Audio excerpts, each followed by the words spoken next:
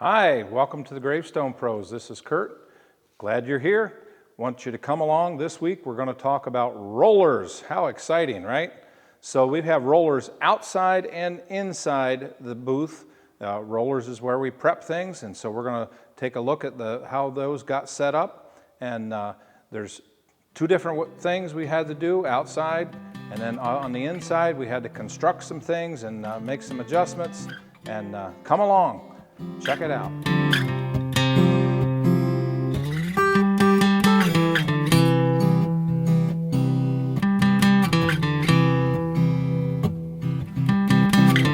Rookie YouTuber here again.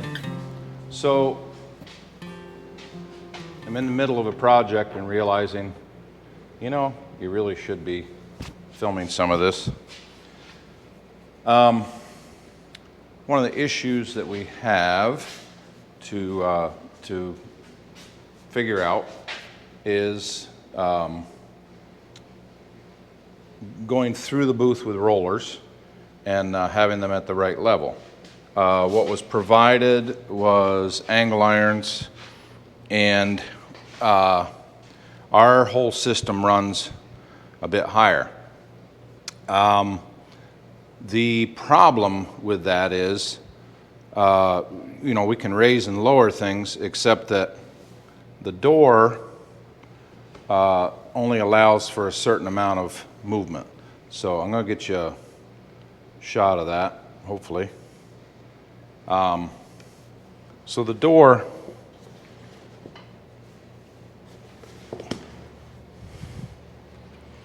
bottom of the door has a metal frame, and then there's wood that sticks down, so I have some movement there. But anyway, I need to run rollers all the way through here, connect with the other end, and it needs to be level. So the yellow angle irons that you see was not going to bring me up high enough. And there's probably 1,000 different ways to do that. What I chose to do, because I needed about 3.5 inches, and I'm like, well, I could go buy angle iron. I could have bought angle iron, and it would have been, you know, spend some money and go do it. And it's always hard to tell. What's the smartest thing? That might have been the smartest thing, was to buy angle iron that would bring this right up to the right level. Well, anyway, I didn't want to put wood in there. I could have. I didn't want to, because if there is any overblast, then the wood gets blasted. There's splinters in your system, yada, yada, yada, yada. Anywho, I got thinking, what do I have that's about 4 inches? Initially, that's what I thought I needed, was 4 inches. Well, I have 4-inch grass markers. So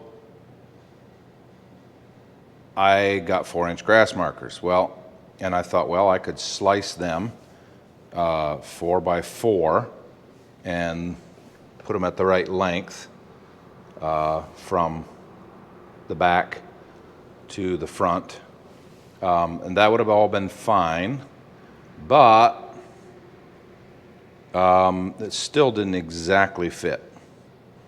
So I'll bring you over here and show you. You can kind of see here what I've done so far, and that is cut grooves down into. It does two things. It stabilizes, and it eliminates the need for me to tap con my rollers to my granite. They're in there. They're solid. The amount of movement that they can have is so little, and if I do have an issue with that, which I don't think I'm going to, because the rollers are going to be fastened on the outside here and the outside on the other end. So anyway, they're in the groove. They can't move, and if they did move on me, then I can shim them, whatever I need to do. I got little plastics here around here, as we all know, setting cushions and whatnot. So Anyway, I am cutting grooves. Isn't that fun? Well, the one part about it I do like is, so I cut the grooves with a saw, and now I'm just getting them down to the bottom with the dowlet tool. I enjoy using the dowlet tool. It's something new, I'm learning, and yeah. The thing that juices me the most is solving the problem, learning stuff that's new. And once I've got that, then I can pass that on to somebody else and go on to the next new. So what I was doing there was knocking down bigger chunks, just knocking them off. I did them by hand, and now I'm was doing them pneumatically. And so the next thing I'm going to do is hog down the bigger area, and then this is a 4-point chisel, and this is a 9-point. The 9-point I'll finish it out with, because that takes down smaller amounts at a time. Show you what the finished product, and now we'll try and go fit it. So we've got these grooves, and they're down there. I think they're going to be fine. Thank you to the Greens for the mistake stone that we made. Oh dear. We've learned a lot from our mistakes. That's a good thing, right? So if you don't learn from your mistakes, then it becomes stupidity. So I'm going to bring these pieces over. By the way, black granite, heavier than gray granite. They say there's iron in it. These are a whole lot easier to pick up than a 2x1 by yourself. Each one of these is 1/3 of a 2x1, so. One more. Oh, I hope this just comes together and I can quickly move on, just because we need to get to production. I do not like making customers wait. I think once this is all going, we're not trying to do these extra projects that are necessary to move forward. I'm hoping we can work on our process and get our turnaround time to where I would like it to be. Typically tell customers, give us 3 months. If it's something in stock, we can push it through quicker. However, we also try to do things in the order that they came as much as we can. We can't do that all the time. It just doesn't always work. But I would like to turn around, for our part of it, I'd like to turn everything around in a month or less if you're buying in stock. The problem is then we're at the cemetery's mercy in how long it takes for them to get a foundation done, and they can't just go out there every day and do a foundation. So it's one of those things. It's like buying a home. Buying a home is rarely fast. Right now the market obviously is different, but typically buying a home, it is a slow process. Monument's much the same. It takes time. It's got to be shipped. Yada, yada, yada, yada. Anyway, let's take a look inside. Christian keeps reminding me his opinion was this is a winter project, which is not different than my opinion. However, we took shipment on our blast room, and we didn't have any place to put it. I was not going to put it outdoors. So that presented a bit of a quandary. Where do you store it? And the thought of having an automatic blaster here, paid for, ready to go, once it's set up, the thought of having it here and not being able to use it and stand here manually and blast, now you're hearing the big motivation. Dad, I saw you spinning stories last night, telling the YouTube community that we just didn't have anywhere we could put the equipment if we were going to wait till winter. That's right. We don't have a whole side over there that we can put stuff in. Hey, I have to have I have to use that space. Yeah. Also, He's trying to convince me we should have waited till winter. well, I'm not trying to convince you. We could have. We kind of had made an agreement. It wasn't like I had said this and then you were like, no. We made an agreement, or we just said that would be a good idea.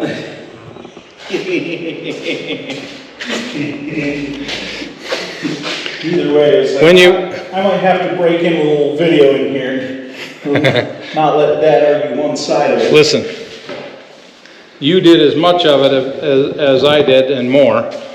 Walking up and down that driveway, doing it by hand in the hot sun.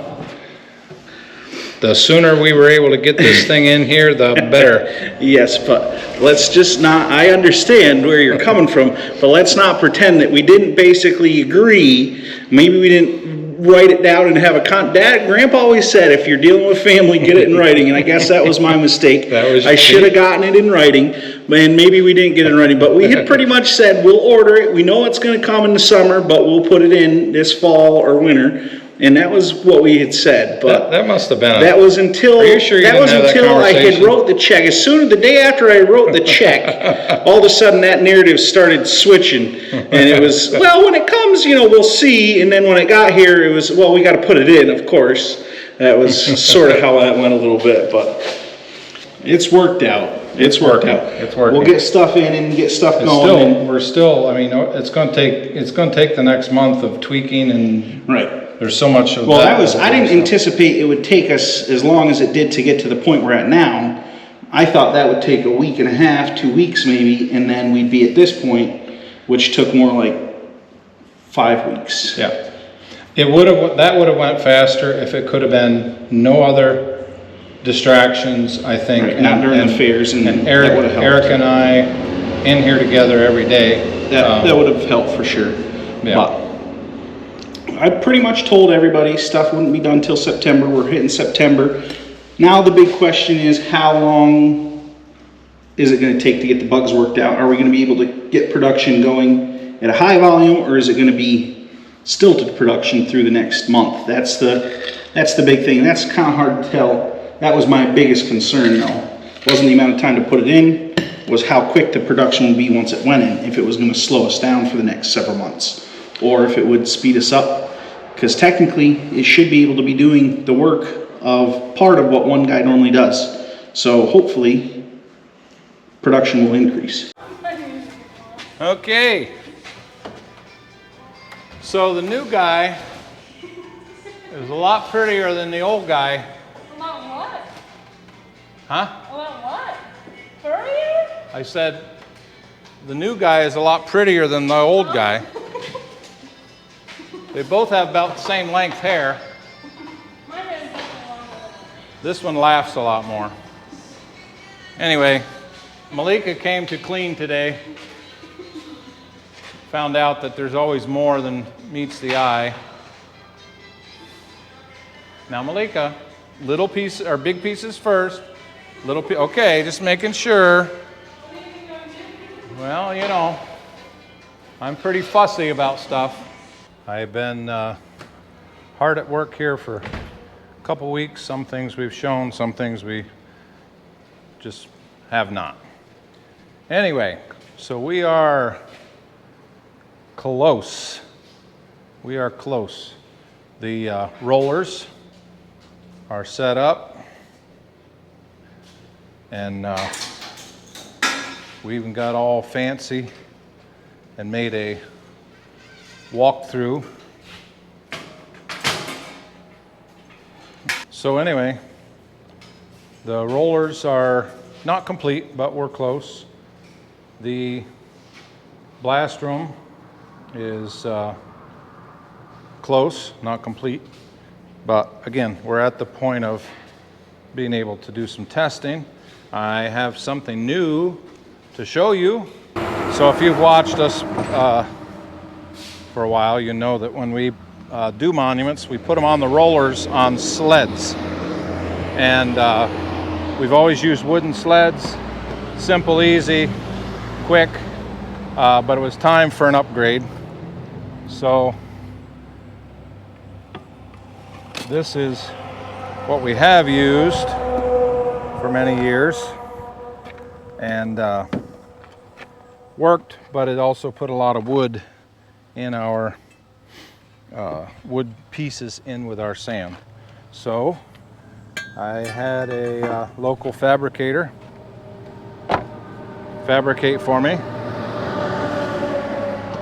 This is aluminum, very simple design.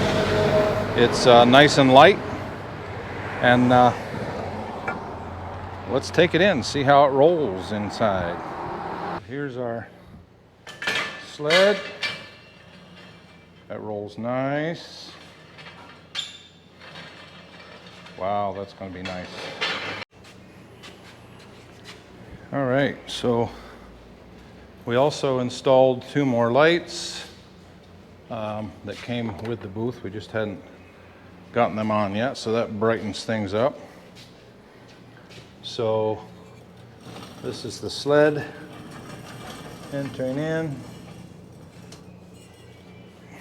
but it's going to have a modification. It's going to have a hook or an eye right there on the front that we can get a hold of. Probably come in with our hook and. I'll get you. Grab the side of that. I can, but I don't wanna. How heavy is it? About the same as the wooden one. It's not super light, but it's not super heavy. No, it's the same. It's about the same weight as the wooden one. It rolls really nice. Yeah, it does. All right, thanks for being with us today. We took a look at rollers, and actually after the rollers were set up, we're still adjusting things, and you'll get to see some of that as we go. Make sure you like and subscribe if you did like. If you didn't, that's fine too. We were glad you're with us. Hope you enjoyed today's video.